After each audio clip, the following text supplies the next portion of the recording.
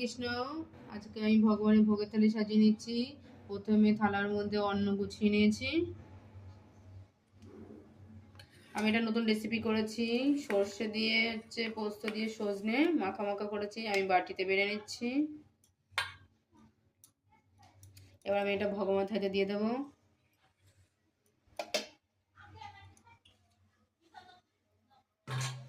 বেগুন পোড়া করেছি, তার মধ্যে টমেটো, তারপরে ধনে পাতা দিয়ে এটা মাখা করেছি।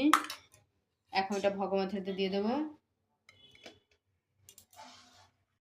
আমি করেছি উচ্ছে দিয়ে ডাল করেছি, মটর ডাল করেছি উচ্ছে দিয়ে, তেঁতোর ডাল বাটিতে বেড়ে নিচ্ছি। এখন ভগবানের থালিতে দিয়ে দিচ্ছি।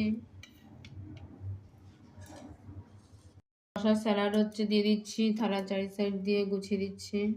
গ্লাস জল দিচ্ছি, তেমন তুলসী পাতা দিচ্ছি, সবকিছুর উপর তুলসী পাতা দেওয়া হয়েছে। অন্যের উপর তুলসী পাতা দিলাম। এখন ভগবানের কাছে নিয়ে হরে কৃষ্ণ।